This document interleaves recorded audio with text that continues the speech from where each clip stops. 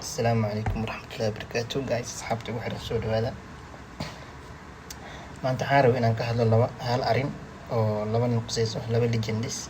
oo bulshadeena caanka ah siiba dhalinyarada dhacdada caanka ah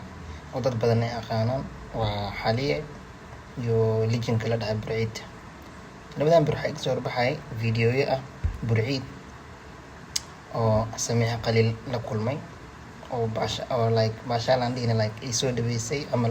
vibes, he was giving vibes inuu qofta amal uu ku dhac amal uu raggi bishopku u diray ana aan ku jiro oo maalin walba content tuurinaa markaan video nooc kala aragna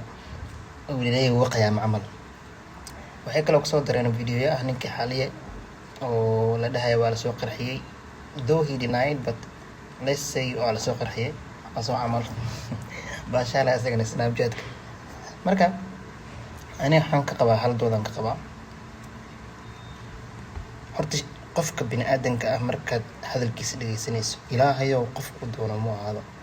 even if they are like your close relatives, your parents, qofka bini aadanka markuu waana bixinayo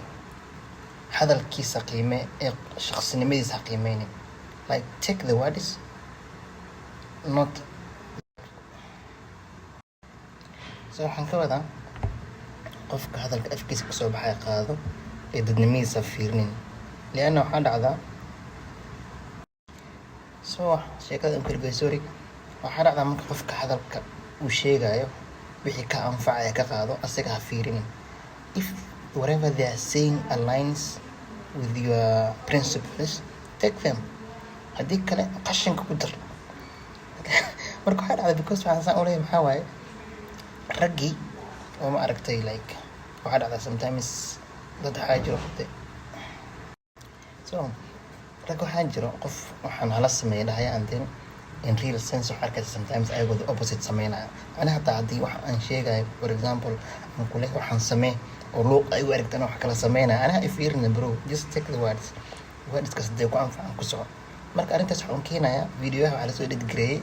raggii oo push up sameynaya iyo ragguna baashaala camal waana la qiyaana camal leeyahay no wax ku qiyaana malaha ereyadaas ragga ay sheegaan waa sax ah, waa wax sax ah according to me and wax principles-kayga they align with my principles, I took them. Push up kaygan tuurtaha markaan video si kale arko mana eedeynaya ayagana ha baashaalaan like waxa iska baashaalaan laakiin anigu way anficeen waan qaatay ayagu shakhsi ahantooda waxba igama gelin, I don't care whatever they are doing, laakiin ereyga afkooda kasoo baxay waa anfacay. Marka saasaan leeyahay dad dareema in la qiyaano laguma qiyaanin.